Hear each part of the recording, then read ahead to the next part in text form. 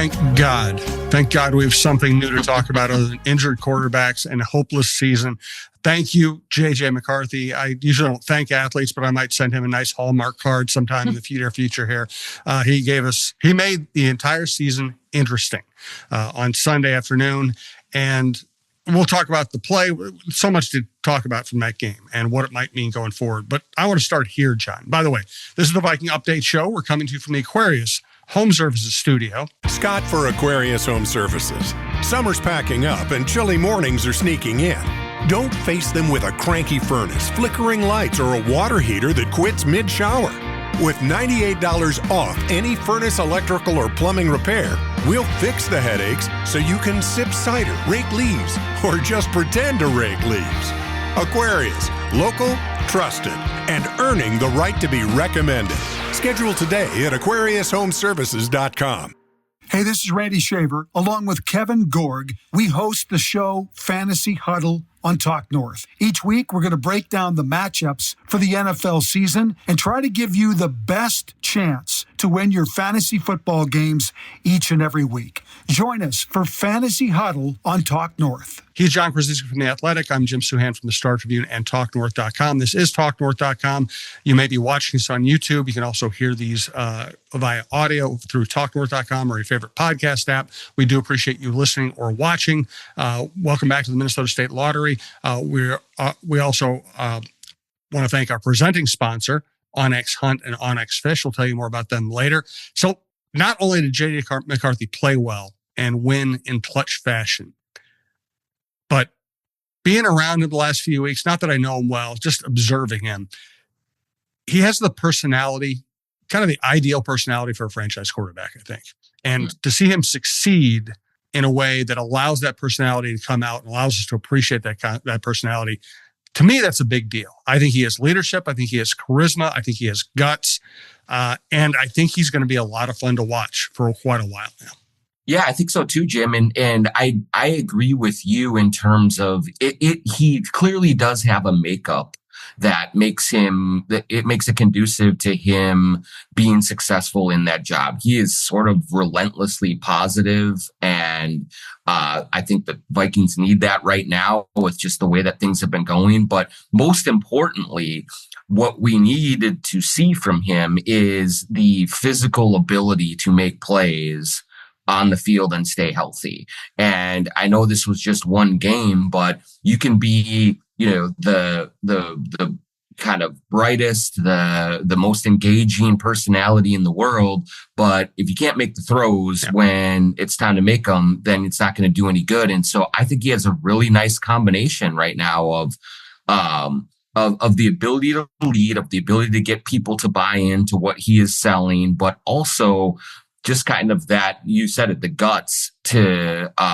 make big plays in big situations and to really put bad plays behind him, to put missed throws behind him. And so all of that does kind of portend for a nice combination of skill and makeup that at least gives you optimism about what can happen here in the future. And what I'm impressed by in terms of his personality is he doesn't seem afraid of anything. His best quarters have come down at Chicago when things are going horribly, and coming off a 7-week injury, facing the Detroit Lions, who are great, by the way, in Detroit, with all the pressure in the world on him. So I don't think anything phases him.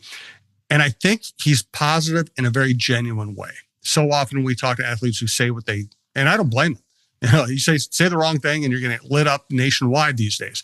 But he has the ability to say positive things, be a positive personality, be uplifting to people around him. And I never sense it's fake. I think he genuinely loves this stuff. I think he genuinely loves being the guy. I think he genuinely loves playing the game and his teammates. It feels real to me, where so often, again, sometimes people take the podium and they have to put on a certain face to get through the interview. I think this is real. Yeah, it does have much more of an element of authenticity to it. I mean, let's just compare Russell Wilson does not seem authentic at all. Now, to Russell Wilson's credit, he had an amazing amount of success with Seattle, won a Super Bowl. He has done great things on the field that we have not yet seen from JJ McCarthy, but he also always had this sheen to him that just made you say, is this what you really think? Like, is this what you really believe? And McCarthy has a lot of the same material that Wilson delivers, but it lands more genuinely. It lands like, no, this is just who I am and this is who I believe. Yes, I do sit out hours before the game and meditate and have some quiet time on the bench or in front of the goalposts. And an act like that can seem like a performative kind of a thing, but it's not for McCarthy. That's just part of his process, and that's what he believes in. And so sometimes it can be tricky for a quarterback or any athlete to sell that kind of stuff to a cynical media audience, to a cynical team. But I think that the way that he does present everything does allow you to look at it and say, you know what? This is just who he is. This is how he was raised. This is what has gotten him to this point. And so I'm willing to believe that he is totally bought in on this in a way that I'm not usually willing to believe that some others are doing it. And so, we'll see what happens as he goes through some bumps in the road and still tries to maintain that. But the early impressions are that he has a very natural way of delivering what he believes in to everyone else and then getting them to understand it. And I think that's a hard thing to do sometimes. When Russell Wilson was at his best and he was a great quarterback and he was a winning player and he was a clutch player, you never believed anything he said at the podium. And there were a lot of reports from good reporters that a lot of the players on the Seahawks weren't buying it. They loved the winning. They loved the play because he was, again, great player. He was my favorite quarterback for a while, just because of the way he played and the way he delivered in fourth quarters. But there were people who were like, this ain't real. We'll take the winning, we'll take the production, but this ain't real. And I think we've seen that kind of carry on through his career. I don't think he's a bad guy. I just think everything's very calculated. And with McCarthy, here's what really impresses me about McCarthy, because what's been happening for most of this season, ever since the ankle injury, there have been conspiracy theories about the ankle injury and whether the Vikings were not necessarily faking it, but overhyping the injury so they could take McCarthy off the field, so they could try out Wentz. It was always nonsense, but fans get fed so much stuff and journalists get fed so much stuff. You understand where the cynicism comes in. And I think O'Connell's been incredibly frustrated by it. The organization's been incredibly frustrated by it. And J.J. McCarthy just skimmed above all of it. He never complained about it. He never complained. I think if I were J.J. McCarthy, I'd been like, you people are nuts. My ankle's killing me. Stop with this BS. I would have been angry about it. I wouldn't have handled it very well, I don't think. McCarthy is a young kid with all kinds of stuff going on in his life who's just, hey, I'm going to get back as fast as I can. I'm going to pull for Wentz. And it was all genuine. The fact for him to just stay completely above that nonsense controversy, that impressed the heck out of me. Yeah, I think he handled it all beautifully. And I think that the one place that he did open up on it being very difficult for him was the one place that was entirely relatable and understandable, in that he basically said that the time that he missed last year with the knee, and then the time that he missed this year with the ankle, but it was difficult for him because he's just so used to being in the fight with his guys that he wanted to be there. He wanted to be leading them. He wanted to be helping them through difficult times and then be helping him through difficult times. And so you get the impression that any struggles that he has had over this last year and a half have been entirely because he has felt like he needed to be out there and he just could not be physically. It wasn't about the sort of the media narratives around him, about the conspiracy theories, about doubting, his abilities, and was this a soft benching or something like that. That none of that rattled him or got to him or made him think twice about it. It was like, no, the toughest part is that I just haven't been able to be out there for my guys and with my guys. And I'm just used to being there. And so that is, again, another thing that just says, yeah, this kid has it. Like he understands it. He's able to prioritize and compartmentalize. And that's all a really good thing. And the other part about it is that kind of contributing to the negativity that was starting to swirl around him and everything was that I think that game against Atlanta where he just didn't play well. And I mean, we kind of all forget he had his wife or his gal had a baby that week.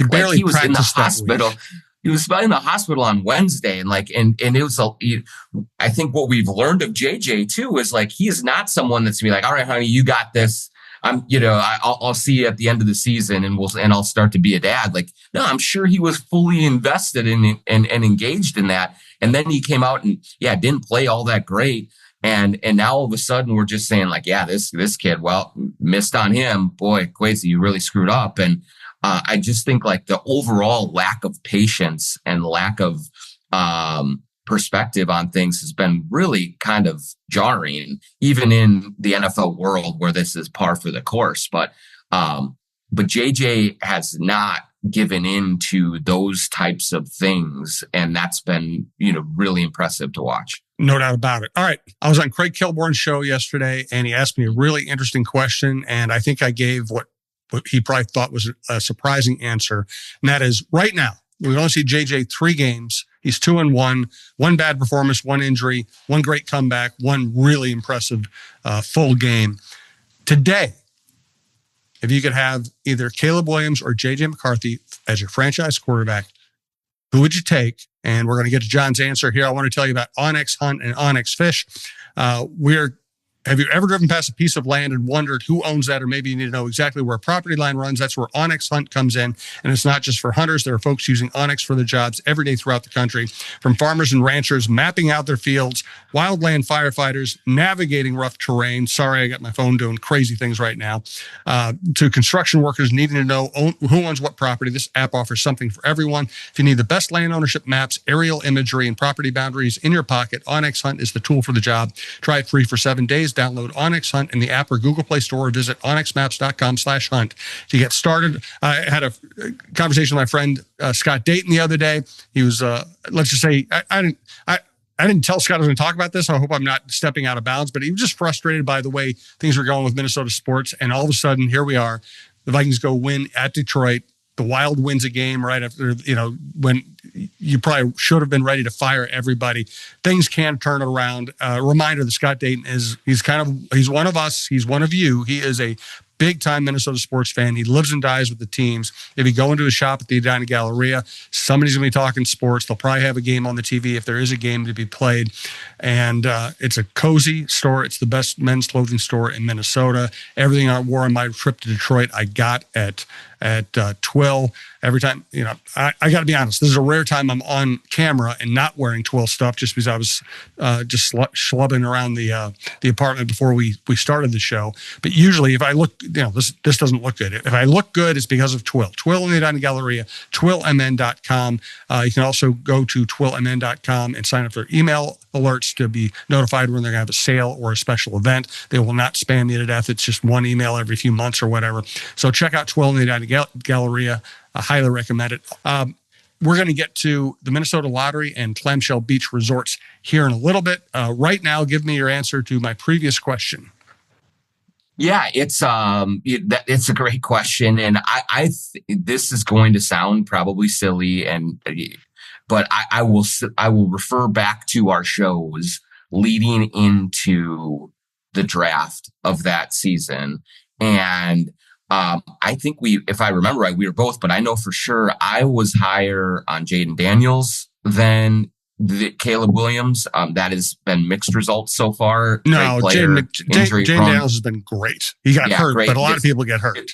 Yep, just injury problems. But I was one who I loved McCarthy coming in. I just, not only the winner stuff, or not only the national championship and what he did on the field, but also that intangible quality. And I think as we have watched it play out so far, there's been nothing that has thrown me off of that track just yet. I just think that so far, Caleb Williams is incredibly physically talented. He's certainly, I think he has a bigger arm and can maybe make more highlight throws than McCarthy can. But every other aspect of playing quarterback, I always have, and I continue to like McCarthy a little bit more. Leadership, maybe even mobility / kind of guts and verve, that sort of part of it, the ability to relate to his teammates and get them bought in. Like, all of these things seem to be there at a very high level for McCarthy and seem to be real questions about Caleb Williams. And so, the Bears are winning some games, and that's great. And maybe, this will all seem silly down the road, but I started this whole thing and evaluating this quarterback class as a McCarthy guy, and I think I'm still there right now. Agreed. Basically, I agree with everything you just said. I loved Daniels. I did not trust Caleb Williams. I liked McCarthy. I wasn't really sure about McCarthy, but I liked what I knew about him, and everything I liked about him has turned out to be true. Also, let's say this. McCarthy is an underrated athlete. I mean, he's a pocket passer. He's not going to try to scramble for 8 seconds in the pocket. But when he decides to run, he's a problem. That run against the Bears was really impressive. Yeah. And the run in the open field with the Lions, there's a guy out there who had him zeroed in.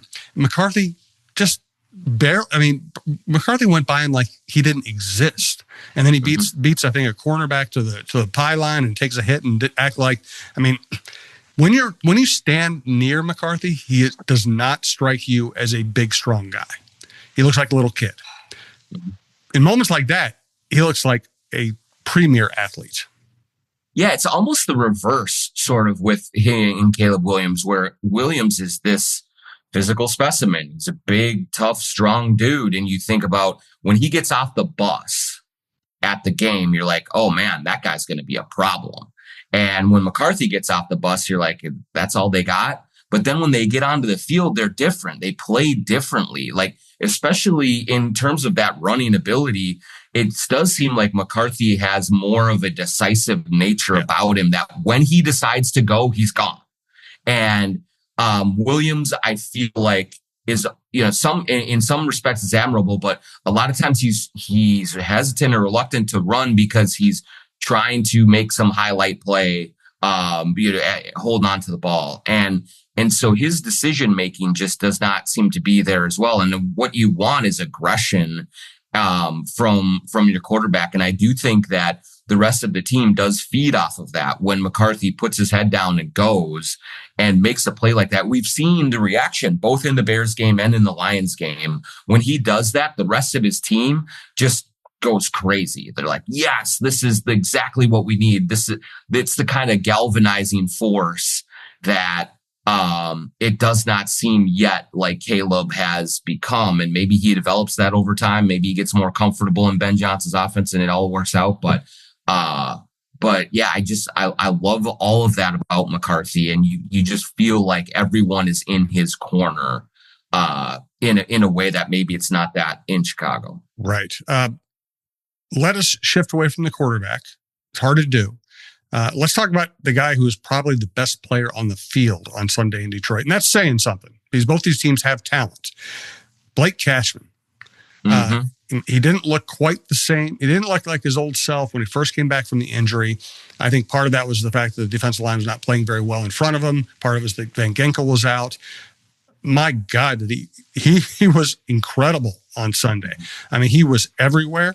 And again, I think part of it was, I think Flores had a great game plan. He got Cashman freed up on blitzes all day long. I think the defensive line had its first really good game of the season. Hargrave made a play. Hargrave really showed up, and he had not been showing up. And Redmond, we know, is a good player. But Cashman was incredible. This reminded me of him when he was fully healthy last year. Yeah, he was amazing. And like, we were all worried going into this game about Jahmyr Gibbs, about the Lions running game, and about what they would be able to do against this defense that just has not seemed to be able to kind of recapture any of the heft that it had last year. And, but I do think that, having Cashman back, having Van Ginkel back, it really just makes a huge difference. And I know Cashman's been back for a few weeks, but this is the first time where it's like, okay, like this is the guy sideline to sideline, making plays in the running game, being a factor in the passing game as well.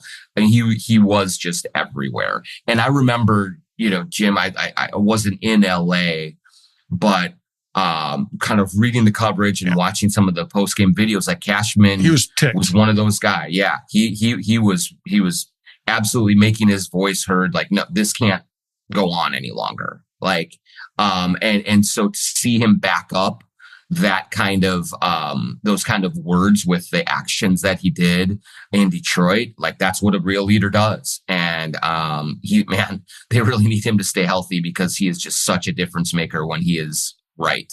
We also saw Van Ginkel. Van Ginkel didn't end up making one of his big splash plays, but he almost did. He almost jumped. I think it was a wide receiver screen to the right. It looked like he had it zeroed in, and he was like this close to jumping out there and getting another pick six. He just has a great combination of athletic ability and athlete's intuition. He just seems to always know where the play is going. It's and there's a couple of things off of that. Yeah, one is when he is out there, even if he's not making the play, the defense or the offensive line is game planning for him. Yep. And so that opens things up for others on the field. The other part about it right now is that the more he is on the field, that means the more selective that Brian Flores can be in what he does with Dallas Turner. And I think that we have seen Dallas Turner make some strides, but there still are a lot of errors that he makes. He's still not very impactful in the running game. And so, when you have, it's sort of like a pitching rotation. When your ace is hurt, everyone gets moved up a notch in the rotation, and then you're all misaligned with your opponent. Now with the ace back at the top of the rotation, now Dallas Turner is not a number 3 starter. He's a 4. And now you can use him and maybe it won't be as exposed. And so just so important to have him back out there, both for the plays that he makes and for all of the trickle down effects that happen with him on the field again. Another guy who showed up, Aaron Jones. When we saw him against Chicago, He just didn't look the same. Chicago has such a weird playing surface. I know Aaron Jones has played there a million times, but you just don't know. You never know what you're looking at in Chicago. If somebody looks a step slow, they might just have the wrong cleats on. Again, Aaron Jones is a veteran who's played there a million times. That's probably not the reason, but he just didn't look right in the first game, and he looked fantastic in Detroit. And now Jordan Mason gets a slot in as a power second back, which is probably as excited as we all got about Jordan Mason. We're seeing him with a second NFL team, and once again, he's sliding in as a second back. That's probably who he is.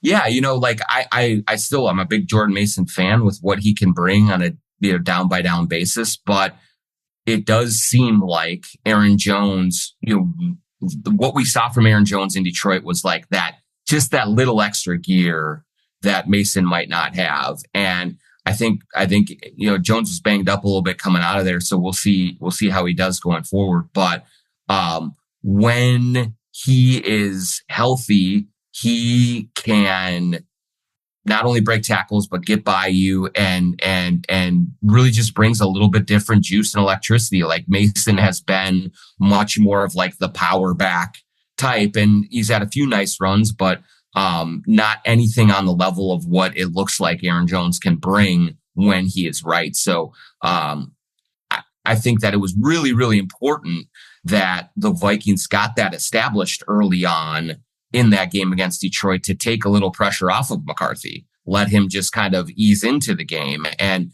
if you don't have that running game element available to you, it all of a sudden turns you one-dimensional, and JJ's job is going to be a lot more difficult. So the fact that Kevin O'Connell got that running game going with Aaron Jones early on, I think put the Detroit defense on its heels a little bit. And that's exactly where you need them to be when you have a young quarterback still finding his way. Yes. And by the way, I've made the point that McCarthy's stats were pretty pedestrian overall on Sunday. One of the reasons they were is that like the 30-yard catch and run to Aaron Jones was ruled a lateral, not a pass. If McCarthy got credit for that, his numbers would have looked much better. Let's spin this ahead. Let's talk about the Ravens and the future for the Vikings. First, we do want to welcome back and thank Minnesota State Lottery. She's Jen, the ultimate Vikings fan. Welcome to the Vikings Jan Show Fan Show. My special guest today is Victor, the Vikings mascot. Victor, who you got for the Vikings game this week? I'll take that as Vikings. So that's our show. We'd like to thank our sponsor, the Minnesota Lottery, who reminds you this could be your year. So play the new Vikings Scratch game for a shot at $100,000, game tickets, and more. Minnesota Lottery. I'm in. Must be 18 or older to play. And here's Talk North star Michael Russo for Clamshell Beach Resorts. Hey, have you been dreaming of a lake cabin lifestyle with boating, fishing, and family fun in northern Minnesota? Well, lately I've thought a lot about how cool it would be to have a getaway like so many Minnesotans. And if you're like me, you probably think that owning your own lakeside getaway is beyond your budget. Well, if you think lake cabin real estate prices keep going up, well, think again. This is Russo, and I'm here to tell you there is an affordable way to enjoy a cabin lifestyle and all that goes with it. And yes, I said affordable. I founded a Clamshell Beach Resort, which is located on the Whitefish chain of 14 lakes for you and your family to enjoy. Here's how. Clamshell has lake homes that offer deeded fractional ownership, and the keywords there are deeded and fractional. You own it. Imagine having 5 weeks a year to enjoy Clamshell with its beaches, pool, and lodge that's full of kids' activities. Is golf your game? There's a great golf course right across the road. Like winter sports? Well, you can go ice fishing, cross-country skiing, or snowmobiling right out the door at Clamshell. And there's no maintenance, no grass mowing, no snow removal. It's done all for you. And you can own a share of Clamshell Beach Resort at an affordable price. To learn more about ownership opportunities at Clamshell Beach Resort, go to cottagesonwhitefish.com or contact Pat Egan at 612-220-9819. That's cottagesonwhitefish.com or Pat Egan at 612-220-9819. All right, so the Ravens coming to town. Fascinating season for them. They were terrible when Lamar Jackson was out. Now Lamar Jackson's back. They still have a very good offense. Defense has been very hit and miss for them this year. They still have some good players like Kyle Hamilton and Roquan Smith. They're not the powerhouse they often are. I think this is a winnable game for the Vikings. In fact, I'll go ahead. I think I'm going to pick the Vikings. I'm not going to overreact to the Ravens beating a Dolphins team that's ready to fire everybody. And I think I will overreact to the Vikings beating Detroit in Detroit.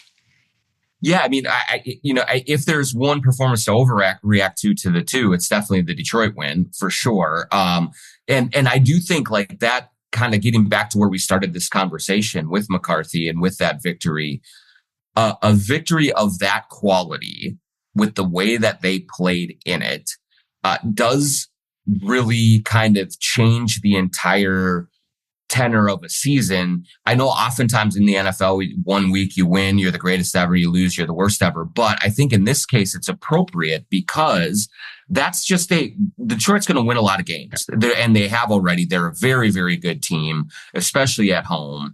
And so when you win a game of that magnitude, it does make you say, well, they beat Detroit. Of course they can beat Baltimore at home. Well, they beat Detroit. Of course they can, go on the road and beat a difficult team, beat Chicago, or whoever it is, Green Bay. And so I think that the Ravens have had some defensive issues with some injuries and things like that.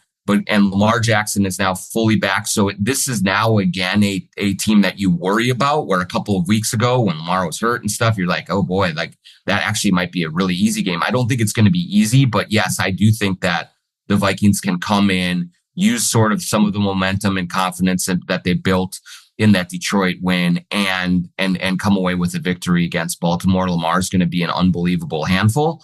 But it doesn't seem like Derrick Henry is the same yet. This season, I know he always gets going in November and December. But to this point, he has looked ordinary. And so if that remains the case, then I think the Vikings can definitely handle this game and get out here with another win. Yeah, the Vikings, to me, the Vikings need to cover the tight ends well. If you cover those tight ends well, don't give Lamar the wide open shots that he so often gets to those guys. Andrews is so intuitive getting open, like this really good athlete. If you don't if you don't let the tight ends just gouge you in the middle of the field, it's a much more manageable offense to go up against. Not easy. Lamar's great, but I think that's one key. So how do you feel about the rest of the season now that we've seen JJ do what he did in Detroit? Are you thinking, this is a team that should make the playoffs? You think this is a team that actually can go win a playoff game? Or is that too premature?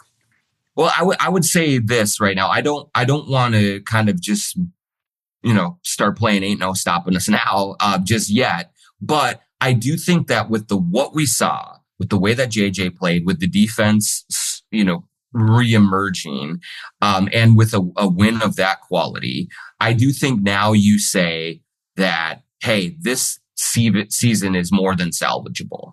After the Chargers loss, you're like, where is this thing going? Is this thing teetering on the brink? Is this going to be a 5 or 6 win season? Now I think that basically the possibilities open up in a way that I didn't anticipate feeling coming out of that game on Sunday. And I still do need to see more from JJ McCarthy. I need to see this defense be able to back up what they did against Detroit going forward. I need Van Ginkel and Cashman to stay healthy. Like, there's a lot of things that still have to happen, but I just feel much, much better about the prospects of this season and the possibilities of making the playoffs than I did a week ago. It's just, it has been a big change for me. It's also a reminder, it's our job to react to what we see every day. So you can't just take a month off and not comment on how things are going. But so often what happens in the NFL is due to health. When this team didn't have their quarterback and their offensive tackles, they looked terrible. Now all of a sudden they're healthy. They get McCarthy back. They had their offensive tackles. They had 4 of their 5 offensive line starters. They had Cashman and Van Ginkel on the field. And all of a sudden things fall into place nicely. Sometimes it really is just about health.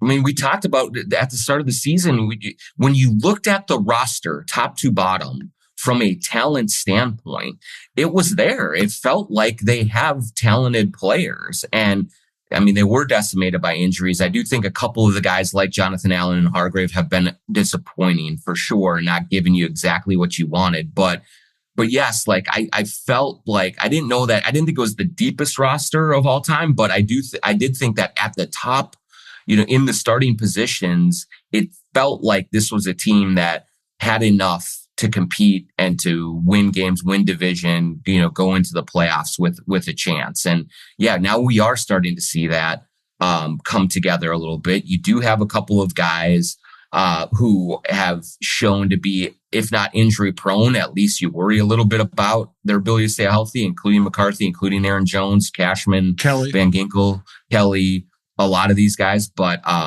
yes, if you can find a way to get them on the field, I feel like generally speaking, week in and week out, you're going to stack up pretty well against whatever opponents you're facing. Good stuff, John. I appreciate it.